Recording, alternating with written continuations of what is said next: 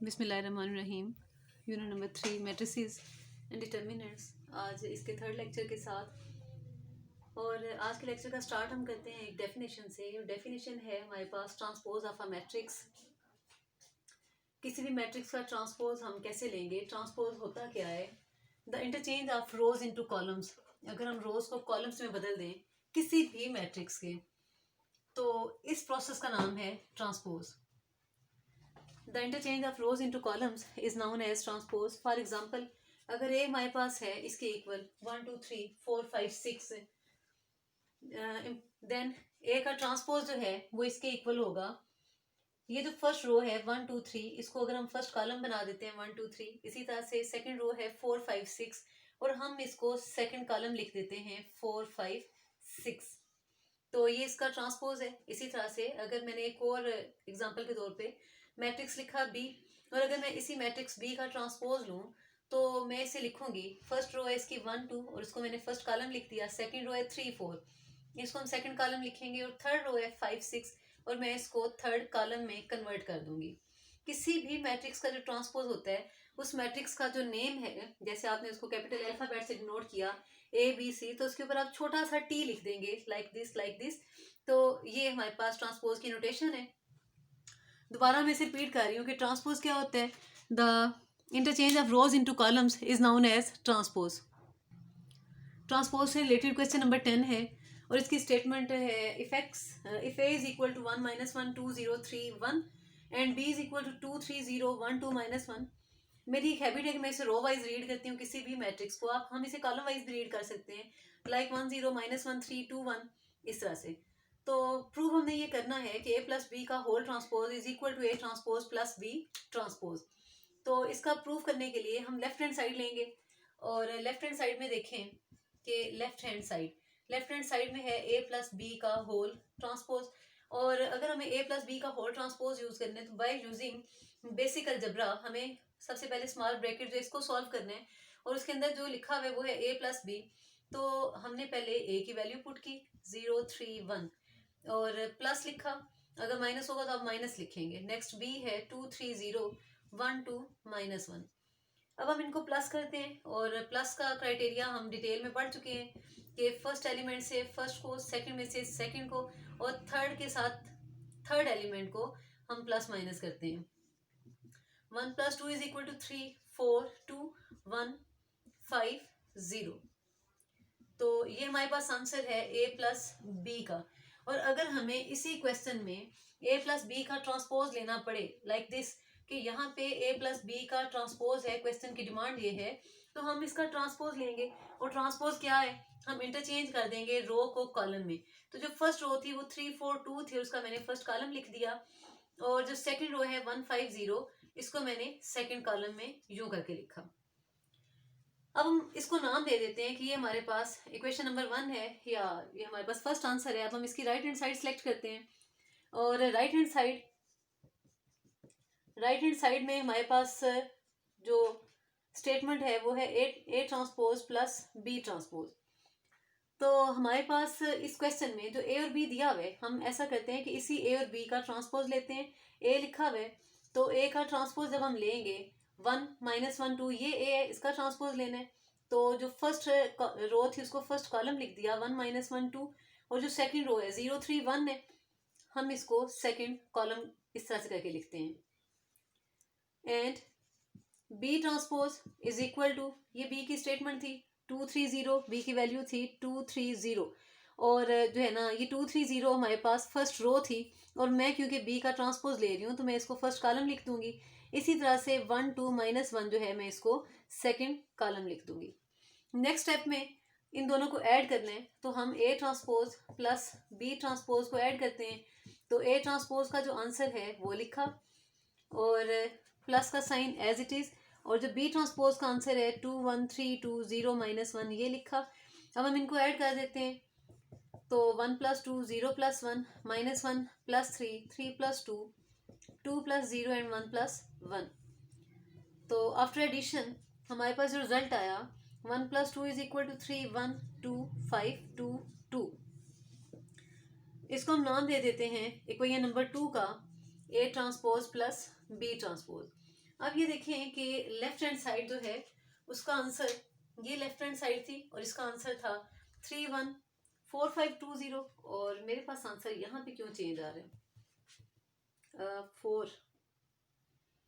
4 ये एग्जैक्टली यहाँ पे मैंने एक मिस्टेक की है। -1+3 जो है वो 4 नहीं होता, -1+3 जो है वो 2 होगा, तो इसकी जगह पे हमने 2 लिखा और फिर यहाँ पे भी ये चेंज होगा 2 में। अब ये देखें कि ये जो आंसर नंबर 1 है और आंसर नंबर 2 है ये बिल्कुल सिमिलर है। ओहो, ये भी सिमिलर नहीं है, 1 - 1 है यहाँ पे एग्जैक्टली। तो अब की बार मिस्टेक है यहाँ पे, ये 1 था, ये -1 था, तो यहाँ पे -1 आएगा और 1 - 1 क्या होगा, 0। अब ये स्टेटमेंट 1 और स्टेटमेंट नंबर 2, आंसर नंबर 1 और 2 बिल्कुल सिमिलर हैं। इसको देखते हुए हम कह सकते हैं कि from equation 1 and 2 it is proved that a plus b का whole transpose is equal to a transpose plus b transpose. इसके बाद जो नेक्स्ट क्वेश्चन है, क्वेश्चन नंबर आई थिंक 11 है, उसमें क्वेश्चन नंबर 11 को मैं नहीं करूंगी, जस्ट मैं उसकी हिंट दे रही हूँ। क्वेश्चन नंबर 11 इसकी स्टेटमेंट में कुछ यूं है कि फाइंड ए क्यूब, कोई मैट्रिक्स दिया हुआ है और उसके लिए ए क्यूब फाइंड करना है। आपको याद होगा जब हमने इसी एक्सरसाइज का क्वेश्चन नंबर 2 किया तो वहां भी हमें फाइंड करना था A4, और A4 फाइंड करने के लिए हमने इसे 4 टाइम्स मल्टीप्लाई किया। तो ए क्यूब अगर आपने फाइंड करना है तो आपने ए ज़रब ए ज़रब ए, आपने इसे 3 टाइम्स मल्टीप्लाई करना है। इट्स मीन एक दफ़ा मैट्रिक्स ए लिखा, फिर मैट्रिक्स ए लिखा, फिर मैट्रिक्स ए लिखा, इन दोनों को मल्टीप्लाई करें, एक रिजल्ट आएगा और ये वाला matrix as it is put कर दिया, देन आप इन दोनों को मल्टीप्लाई करो तो जो रिजल्ट आएगा वो ए क्यूब के इक्वल होगा। नेक्स्ट हम करते हैं क्वेश्चन नंबर 12, और क्वेश्चन 12 और क्वेश्चन नंबर 13 ये दोनों बिल्कुल सिमिलर हैं 110%। तो क्वेश्चन नंबर 12 मैंने सिलेक्ट किया, 12 के भी 2 पार्ट्स हैं जिनमें से मैंने सेकंड पार्ट ले लिया।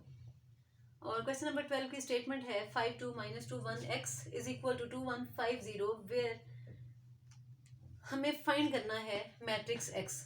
x के बारे में क्या कहा जा रहा है कि x कोई मैट्रिक्स है, x एक मैट्रिक्स है। अगर x कोई मैट्रिक्स है तो डेफिनेटली इस x के अंदर भी कुछ एलिमेंट्स होंगे।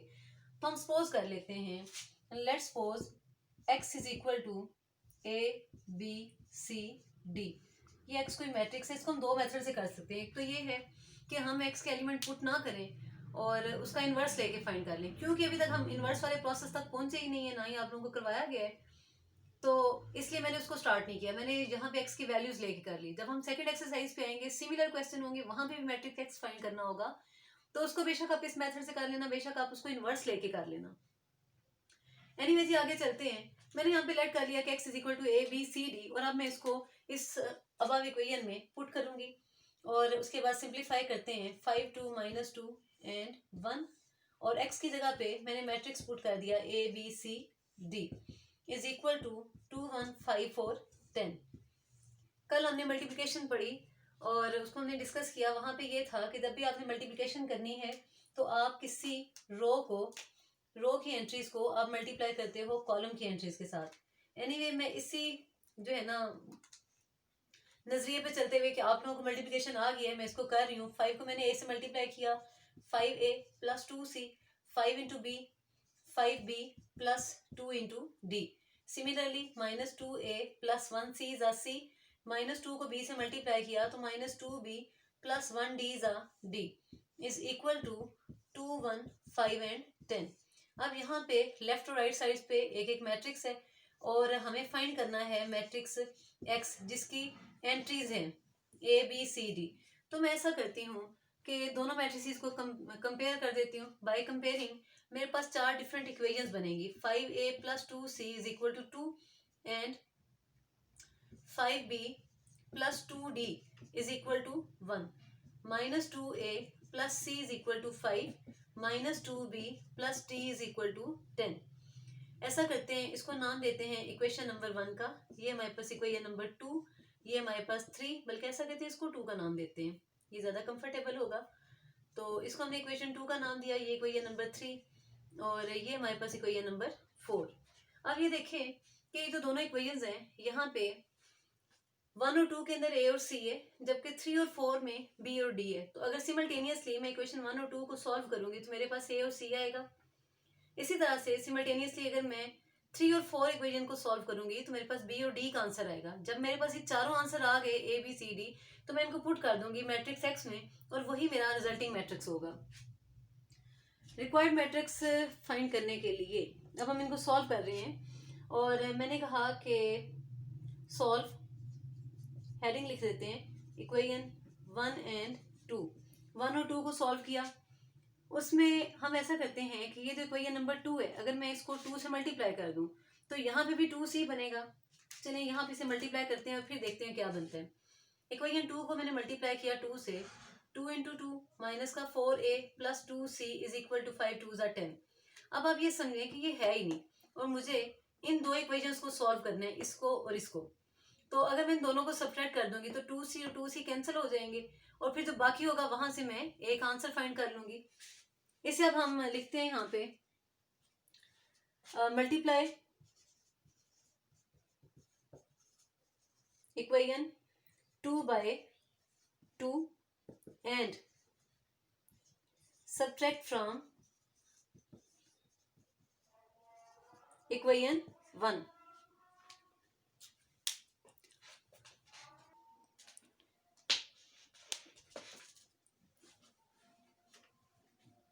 इक्वेशन नंबर 1 मैंने लिखी 5a plus 2c is equal to 2, और इक्वेशन नंबर 2 को मैंने 2 से मल्टीप्लाई किया। जब मैंने इसे 2 से मल्टीप्लाई किया तो ये रिजल्ट आया minus 4a plus 2c is equal to 10। अब मैं इनको सब्ट्रैक्ट करने जा रही हूँ। जब हम सब्ट्रैक्ट करेंगे तो ये इनके सिंबल्स चेंज होंगे, ये आप लोगों ने ऑलरेडी पढ़ा हुआ है। तो 5a plus 4a 9a is equal to minus 8, simplify करके एक आंसर आ गया माइनस 8/9। ये जो एक आंसर आया इसको मैं पुट कर देती हूँ, चाहे तो इसे इक्वेशन नंबर 1 में पुट करें चाहे 2 में पुट करें। मैंने इसे इक्वेशन नंबर 2 में पुट किया क्योंकि ये मुझे ज़्यादा कंफर्टेबल लग रहा था। -2 और a की जगह पे -8/9 जो आंसर था वो लिखा, plus c is equal to 5, simplify किया और c का आंसर आ गया 29/9। सेम प्रोसेस मैंने अप्लाई किया इक्वेशन नंबर 3 पे और इक्वेशन नंबर 4 पे, और उसके लिए मैंने लिखा again multiply equation number 4/2। Equation 4 को 2 से मल्टीप्लाई किया और सब्ट्रैक्टिंग फ्रॉम इक्वेशन नंबर 3। तो ये मैंने इक्वेशन नंबर 3 पहले ऊपर लिखी, और इक्वेशन नंबर 4 जो इसको मैंने 2 से मल्टीप्लाई किया तो ये रिजल्ट आया। अगेन इनके मैंने सिंबल चेंज किए, plus 5b plus 4b 9b, ये कैंसिल हो गया। 1 माइनस 20 माइनस 19, और इस तरह से जो b का आंसर आया वो क्या है -19/9। ये जो बी का आंसर है इसको पुट करें या 3 में या 4 में, और वहां से आप वैल्यू फाइंड करें डी की। तो मैंने इसे पुट कर दिया इक्वेशन नंबर 4 में और -2 लिखा, बी की जगह भी मैंने -19/9 लिखा, प्लस डी था वो एज इट इज लिखा इज इक्वल टू 10। सिंप्लीफाई करें तो डी का आंसर आएगा 52/9। अब ये जो मेरे पास A B C D 4 answer आ गए हैं, इनको मैं पुट करती हूँ एक्स के अंदर। मुझे पता है कि एक्स इज इक्वल टू है ए बी सी डी, तो एक्स में ए की जगह भी मैंने वैल्यू पुट की ये वाली -8/9। नेक्स्ट मेरे पास बी है और बी की जगह पे क्या आएगा -19/9। सी का आंसर है 29/9 और डी का आंसर क्या है 52/9। और ये तमाम वैल्यूज पुट करने के बाद जो मैट्रिक्स बना ये मेरा रिक्वायर्ड मैट्रिक्स है, मैट्रिक्स एक्स।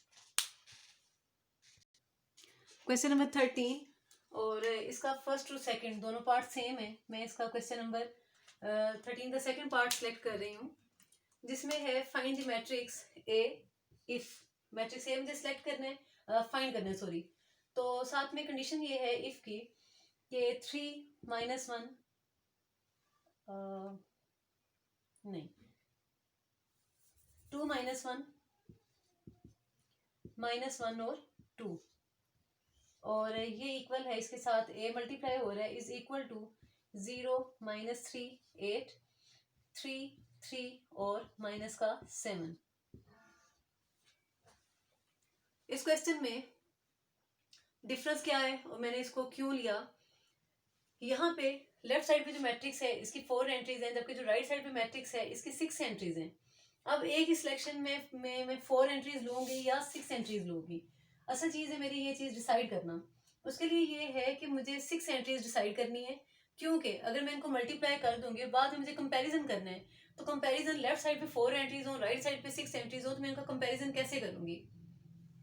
क्योंकि कंपैरिजन के लिए मैट्रिसेस का इक्वल होना बहुत जरूरी है, और इक्वल होने का मतलब ये है कि उनकी एंट्रीज भी इक्वल हो इन नंबर्स। तो इसके लिए हम ऐसा करते हैं कि लेट कर लेते हैं ए इज इक्वल टू ABCDEF। तो अब मैंने वहां पे पुट किया ए की जगह पे वैल्यूज जो मैंने ली हैं ABCDEF, और मैंने देखा कि ये अपने से पिछले मैट्रिक्स के साथ मल्टीप्लाई हो रहे हैं। क्योंकि ये मल्टीप्लाई हो रहा है और मल्टीप्लिकेशन हम लास्ट लेक्चर में सीख चुके हैं, तो अब हम इनको मल्टीप्लाई करते हैं रो को कॉलम के साथ। 2A माइनस डी, 2B और minus E, 2C minus F, minus A plus 2D minus B plus 2E और माइनस C प्लस 2F। ये मेरे पास मैट्रिक्स बन गया और आफ्टर मल्टीप्लिकेशन। अब मैं इसको कंपेयर करने जा रही हूं बाय कंपेयरिंग। तो लेफ्ट साइड की एंट्रीज को राइट साइड की एंट्रीज के equal 0, 2B minus E is equal to minus 3, 2C minus F is equal to 8, minus A plus 2D is equal to 3, minus B plus 2E is equal to 3 और minus C plus 2F is equal to minus 7। पिछले question में आपके पास 4 equations बनी थी, आपकी बार आपके पास 6 बनेगी। इसको इक्वेशन नंबर 3, ये equation number 4, this is equation number 5 and this is equation number 6। बिल्कुल पिछले प्रोसीजर की तरह इन दोनों को सॉल्व करते हैं, और अब की बार देखें इनके अपोजिट साइन आ रहे हैं। तो मैंने ये किया, मल्टीप्लाई करती हूँ, पहले इन दोनों को सॉल्व करूंगी, फिर इन दोनों को, फिर नेक्स्ट टू इक्वेशंस को सॉल्व करूंगी। अब मल्टीप्लाई करते हैं, multiply equation 2 by 2 and add in equation 1, और इसे 1 में ऐड कर देते हैं। तो इक्वेशन नंबर 1 मैंने लिखी 2A minus D is equal to 0, जबकि इसको मैंने जब 2 से मल्टीप्लाई किया minus 2A plus 4D is equal to 6, ये cancel, 3D is equal to 6, और यहाँ से मैं बड़ी आसानी से D का आंसर निकाल सकती हूँ 6/3 विच इज इक्वल टू 2। ये जो D का आंसर आया है इसको मैं पुट कर दूं चाहे इक्वेशन नंबर 1 में चाहे इक्वेशन नंबर 2 में। तो हमने यहाँ पे लिखा put the value in equation 1 में पुट कर देते हैं। तो 2A minus 2 is equal to 0, 2A is equal to 2, और इस तरह से A का आंसर आ जाएगा 2/2 1। बिल्कुल इसी प्रोसेस को यूटिलाइज करते हुए हम इक्वेशन नंबर 3 और 4 को सॉल्व करेंगे। अब हम सॉल्व इक्वेशन नंबर 3 एंड 4। क्योंकि टाइम बहुत शॉर्ट होता है तो उसके लिए मैं डायरेक्ट इसका सोल्यूशन लिख रही हूँ। ये हेडिंग लिखूंगी, सॉल्व आप लोग खुद करेंगे, फिर मैं इनके आंसर लिख दूंगी। इक्वेशन नंबर 3 और मैंने 4 को सॉल्व किया। मैंने सॉल्व इसको भी ऐसे ही करना है कि multiply equation 3 by 2 and add in equation 4। तो जब मैंने इसे 2 से मल्टीप्लाई किया 4B minus 2B is equal to minus 6 and minus B plus 2E, तो यहाँ पे भी माइनस का 2E है, 2E इज इक्वल टू 3, ये दोनों cancel, 3B is equal to minus 3 और B is equal to minus 1। ये जो B का आंसर आया इसको पुट कर दें, पुट द वैल्यू इन 3। जब हम इसे 3 में पुट करेंगे तो put the value in equation 3 4, चलें 4 में पुट कर दिया।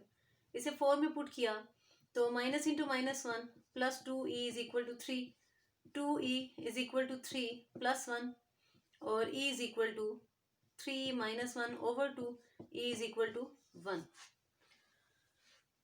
नेक्स्ट मुझे सॉल्व करना है इक्वेशन नंबर 5 और 6 को बाय सॉल्विंग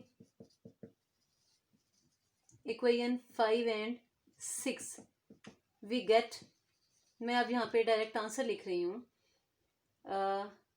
किसका भला, C का और F का। तो C is equal to and F is equal to, C का जो आंसर है वो है जनाब 3 और F का आंसर है -2। C is equal to 3 and F is equal to -2। तो अब हम ऐसा करते हैं, इसको पुट कर देते हैं A में। Now A is equal to ABCDEF।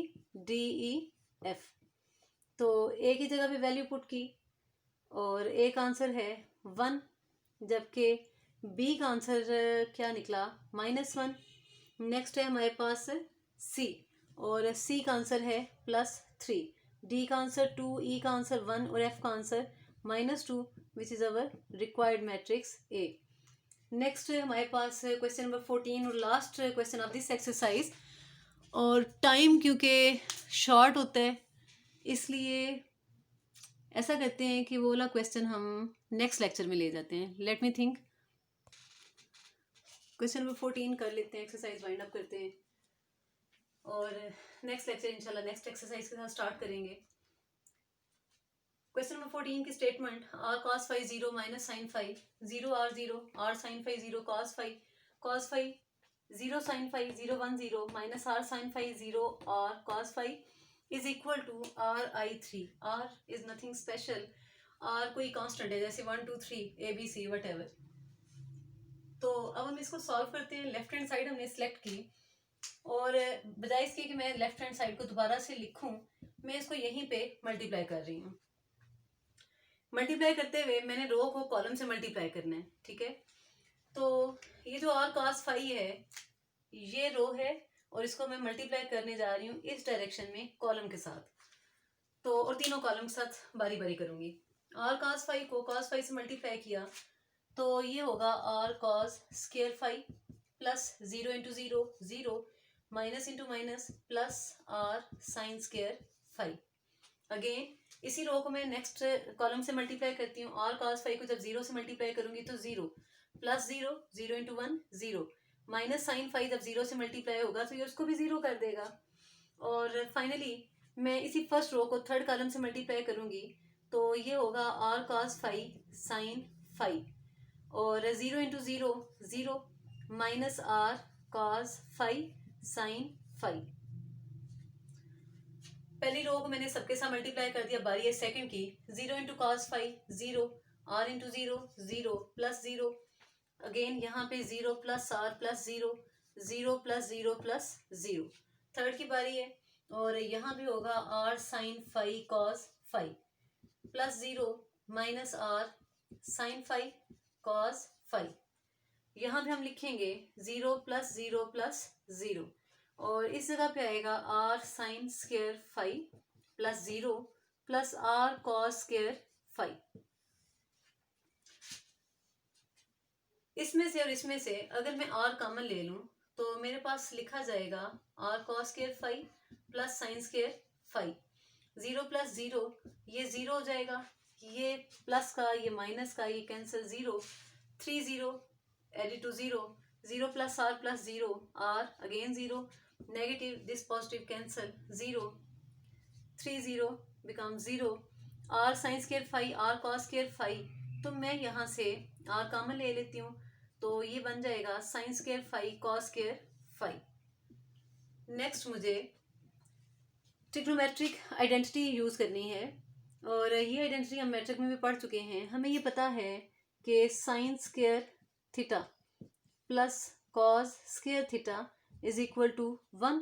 अगर ये 1 के इक्वल है, एंगल से फर्क नहीं पड़ता, थीटा हो फाई हो साई हो वट एवर, तो ये जो कॉस स्क्वायर फाई है प्लस साइन स्क्वायर फाई है ये 1 के इक्वल होगा और हम इसे लिखेंगे r इंटू 1 0 0 0। यहाँ पे तो ऑलरेडी r था 0 0 0 r इंटू 1। नेक्स्ट हम देखें तो इस की तमाम एंट्री 0 हैं एक्सेप्ट प्रिंसिपल डायगोनल, और प्रिंसिपल डायगोनल में से अगर हम r कॉमन ले लें तो फिर देखते हैं क्या रिजल्ट बनता है। Take r as common. जब हम r को कॉमन लेंगे तो ये इस तरह से लिखेंगे r 1 0 0 0 1 0 0 0 1। तो जनाब ये r और यहाँ पे i, ये तो आइडेंटिटी मैट्रिक्स बन गया और इसकी क्योंकि 3 रोज हैं 3 कॉलम हैं इसलिए ये RI3 है which is equal to right hand side, और यही चीज़ हमें प्रूव करनी थी। इसके साथ हम आज का लेक्चर क्लोज करते हैं। इंशाल्लाह नेक्स्ट लेक्चर के साथ नेक्स्ट एक्सरसाइज के साथ कल काम करेंगे। फी अमानिल्लाह, अल्लाह।